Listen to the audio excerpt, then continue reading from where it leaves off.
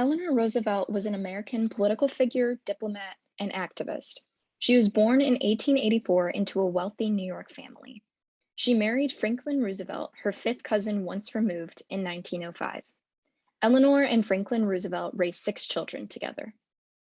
During this period, with American entry into World War I, she became active in the American Red Cross and in volunteer work in Navy hospitals. In 1921, Franklin Roosevelt was stricken with polio, causing Eleanor to become increasingly active in politics, in part to help him maintain his interests, but also to assert her own personality and goals. She participated in the League of Women Voters, joined the Women's Trade Union League, and worked for the women's division of the New York State Democratic Committee. She helped to establish Valkill Industries, a nonprofit furniture factory in Hyde Park, New York, and taught at the Todd Hunter School, a private girls' school in New York City. She served as the First Lady of the United States from 1933 to 1945, during her husband, President Franklin D. Roosevelt's 4 terms in office, making her the longest serving First Lady of the United States. Eleanor Roosevelt significantly reshaped and redefined the role of the First Lady and brought unprecedented activism and ability to the role. Though she is widely respected now, Roosevelt has been accounted as the most controversial First Lady in the United States history. In 1933, Eleanor became the first First Lady to hold her own press conference. In an attempt to afford equal time to women, who were traditionally barred from presidential press conferences, she allowed only female reporters to attend. Along with her activism, Eleanor was also a prolific writer. She wrote a daily newspaper column called My Day, and she was also the first First Lady to write a monthly magazine column and to host a weekly radio show. Throughout Franklin D. Roosevelt's presidency, Eleanor traveled extensively around the nation, visiting relief projects, surveying working and living conditions, and then reporting her observations back to the president. She was called the president's eyes, ears, and legs, and provided objective information to her husband. She advocated for expanded roles for women in the workplace, the abolition of child labor, the civil rights of African Americans and Asian Americans, and the rights of World War II refugees. During Franklin's administration, Roosevelt became an important connection to the African American population in the era of segregation. Despite the president's desire to appease Southern sentiment, Roosevelt was vocal in her support of the civil rights movement. She spoke out on the New Deal programs that they were discriminating against African Americans, who received a disproportionately small share of relief money. Roosevelt became one of the only voices in her husband's administration insisting that benefits be equally extended to Americans of all races. Following her husband's death in 1945, Roosevelt remained active in politics for the remaining 17 years of her life. She pressed the United States to join and support the United Nations and became its first delegate. She served as the first chair of the United Nations Commission on Human Rights and oversaw the drafting of the Universal Declaration of Human Rights. Later, in 1953, Eleanor resigned from the United States delegation to the United Nations so that incoming Republican President Dwight Eisenhower could fill the position with an appointee of his own choosing. She then volunteered her services to the American Association for the UN and was an American representative to the World Federation of the UN Associations. She later became the chair of the association's board of directors. She was reappointed to the United States delegation to the UN by President Kennedy in 1961. Later, he appointed her to the National Advisory Committee of the Peace Corps and chair of the President's Commission on the Status of Women. Eleanor Roosevelt became a recognized leader in promoting humanitarian efforts. She remained active in humanitarian and political causes and was regarded as one of the most esteemed women in the world by her death at the age of 78. Who was Henry Ford? Henry Ford is the founder of the Ford Motor Company. He was born on July 30th, 1863 in Spring Wells Township, Michigan. In 1888, Henry Ford married Clara Jane Bryant. At the age of 15, Henry built his first steam engine. The Ford Motor Company was created in 1903. Impact. Henry Ford created the first assembly line in 1913. The Ford Motor Company was the first company in America to have a 5-day work week. Henry Ford was the first person to mass produce cars for the whole population. Historians give credit to Henry Ford for creating the middle class because now people were able to get cars and didn't have to be rich to have a car. He also changed the way manufacturing plants operated. The first car. Henry Ford created the first car called the Ford Quad-Cycle Roundabout. The car only had a max speed of 10 to 20 miles per hour. The car only had 4 horsepower. And also the car was fully hand-built by Henry Ford himself. The Ford Model T. The Ford Model T was first released in 1908, and it was the first car that was mass-produced so everyone was able to own one. The car cost between $250 and $850 depending on the model. The car had a top speed of 45 miles per hour. The car was offered in black from 1914 to 1925, but later was available in many other colors. There was more than 15 million Ford Model Ts produced. In May 1927, it was the end of the Model T's production. Ford Motor Company today. Today, there's more than 3,000 Ford dealerships all across America. There are over 170,000 men and women who work at those dealerships. The Ford Motor Company assembles more vehicles than any other manufacturer. Last year, there was 1.7 million vehicles produced by Ford. 17% of all vehicles on the road in America are Fords. And lastly, more than 75% of what Ford sells is assembled in the US. Some fun facts about Henry Ford. Henry Ford is in the Motorsports Hall of Fame of America. He was friends with Thomas Edison. There's a museum about him called the Henry Ford. Henry Ford also owned an airplane company. And lastly, Henry Ford was America's second billionaire. W.E.B. Du Bois, who was the only African American to receive a PhD at a prestigious college at the time. He founded the NAACP. He was the head of the Niagara movement. He disagreed with the proposal of the Atlantic Compromise. He wrote Souls of Black Folks. His autobiography was Dust of Dawn, and he wrote The Black Reconstruction in America. He traveled to Japan and Russia and China to do a social investigation of comparative politics. He expressed growing ambivalence with the Nazi regime. In the late 1920s, he pointed out how cruel the Nazis treated the Jewish people when he came back from Europe. Impact. In the 1950s, he signed the Stockholm Appeal, which called the U.S. to reduce the amount of nuclear weapons they had. He submitted a petition to the United States of the discrimination of African Americans. In the 1950s, the U.S. arrested Du Bois because they thought he was a communist. And he was the only psychologist at the time to develop analysis of social inequality in the 1920s from his travels. Florence Kelly was born on September 12, 1859, in Philadelphia, Pennsylvania. From a very early age, she was exposed to social activism, a factor that no doubt influenced her later actions and ambitions. Her parents were both abolitionists, her father being a well-known congressman in Pennsylvania, who both supported her interests in women's education and rights. She is best known for her activism in campaigning for better working conditions for women in factories, as well as fighting to end racial discrimination and child labor. Most of her early education was experienced at home, but at 16 she was one of the first classes at Cornell University to include women. In her autobiography, Kelly says this: "Entering college was for me an almost sacramental experience.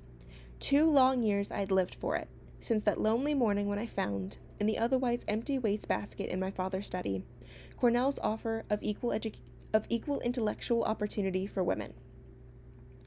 Even from her early formal education at Cornell, the fires of her desire to fight against unjust child labor laws can be seen with her senior thesis, Some Changes in the Legal Status of the Child Since Blackstone.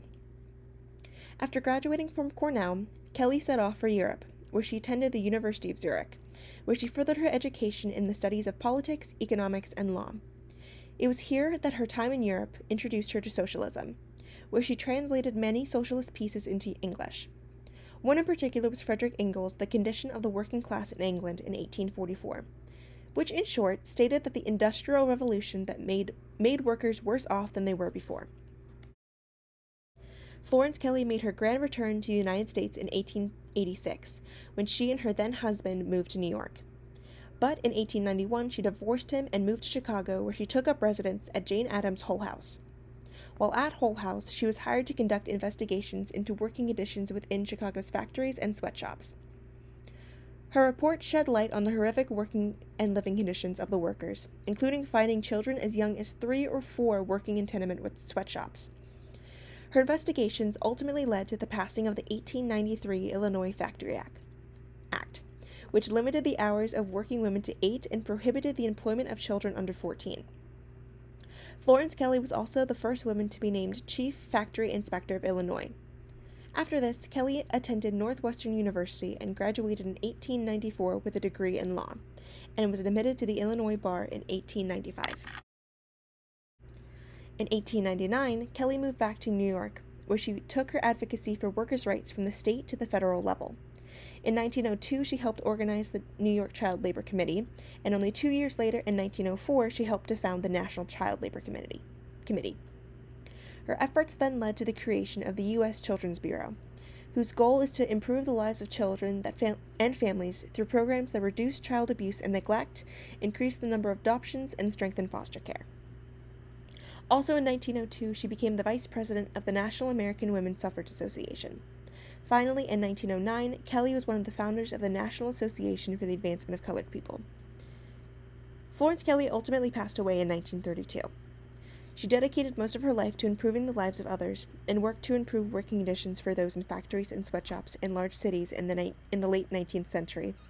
She advocated for people of color, women, and children, and for those who didn't have a voice during this time.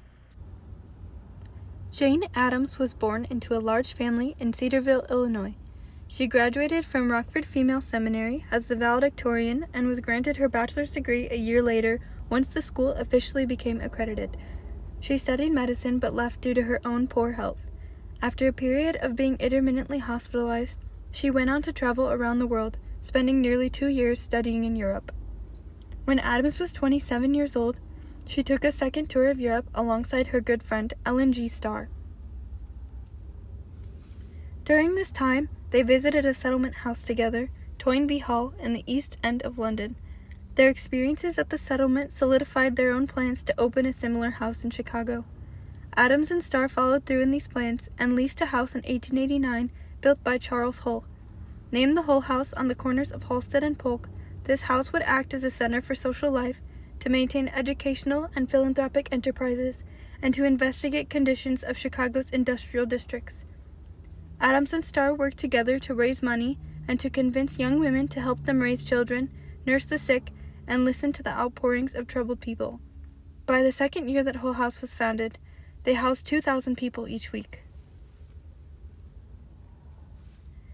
Jane Addams' reputation grew after founding the settlement, and in 1905, she was appointed to the Chicago Board of Education, where she became chairman of the School Management Committee. 3 years later, in 1908, she helped found the Chicago School of Civics and Philanthropy. A year after that, in 1909, she was the first female president of the National Conference of Charities and Corrections. In 1910, she was the first woman to ever be awarded an honorary degree from Yale University. Beginning in 1906, Addams began summer courses at the University of Wisconsin, lectures which she later published as a book titled Newer Ideals of Peace. Often giving speeches such as in a 1913 ceremony for the building of the Peace Palace, Jane Addams became a large figure around the world representing peace and justice and pushing for increased women's rights. She eventually became the president of the Women's International League for Peace and Freedom until 1929, but then was an honorary president until her death in 1935. Jane Addams publicly stated her opposition of America's entry into World War I and was attacked in the press. Due to her opposition, she was also expelled from the Daughters of the American Revolution. After this pushback from the public, she eventually became an assistant to Herbert Hoover and provided supplies to the women and children of enemy nations, which she wrote about in her final publication, Peace and Bread in Time of War. In her time with many roles in different organizations, Jane Addams was most helpful in her vice president role of the National American Women's Suffrage Association, as well as being the founding member of the NAACP. She greatly influenced change in women's voting rights as well as peace across the nation. Addams was awarded the Nobel Peace Prize alongside Nicholas Murray Butler for their peace efforts to revive the ideal of peace and to rekindle the spirit of peace in their own nation and in the whole of mankind. 3 years after being awarded the prize, she unfortunately died due to cancer. Her funeral was then held in the courtyards of Hull House, which she had earlier founded. Mary Church Terrell was an African-American activist for racial equality and women's suffrage. In terms of her background, her parents were both successful business owners, which gave her the opportunity to pursue her education, in which she received a bachelor's and master's degree. Her father was known to be one of the first African-American millionaires of the South, and her mother was a hair salon owner. Starting in 1888, Mary attended a study abroad program where she learned to speak 3 languages, French, German, and Italian. This was useful as she presented numerous speeches in these languages fighting for rights of Black women, sharing the importance of unity, and voicing her own experiences as a Black woman. Upon 1892, her best friend, Thomas Moss, was lynched, which is deemed to be the start of her activist work by joining I.W. Wells' movement for anti-lynching. She even tried to reach out to the president at the time, President William Henry Harrison, to condemn lynching. She continued to help fight for anti-lynching by organizing the 1922 Silent March for anti-lynching legislation. However, it was not until 26 years later that President Truman demanded Congress to take action against lynching.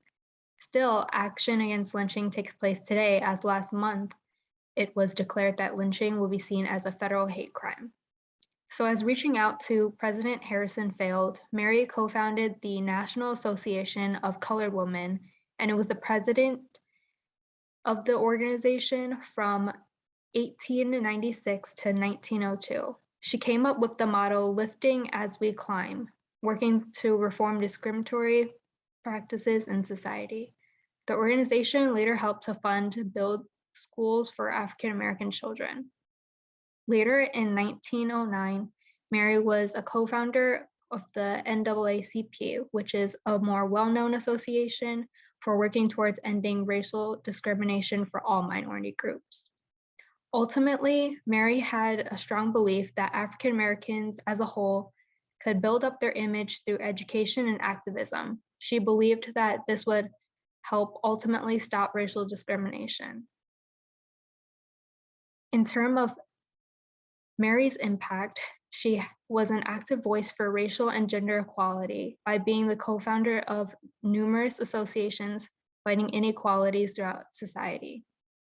Another of her accomplishments include in 1950, at 86 years old, her protest against John R. Thompson Restaurant in Washington.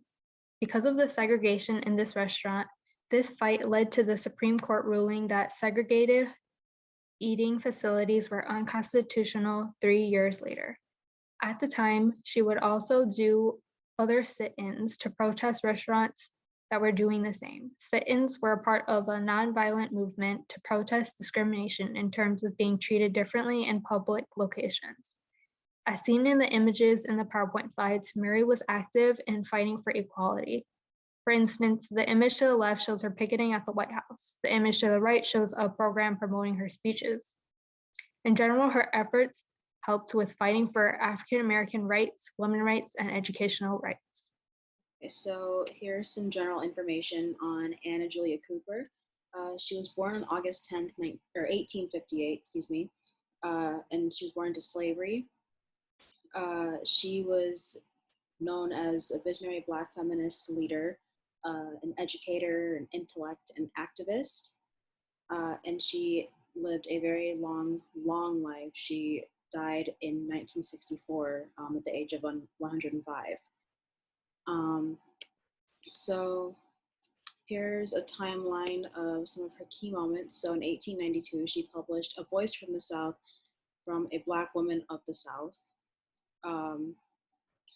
It's her most well-known work, and she identifies how systems of oppression and domination converge around issues of race, class, and gender.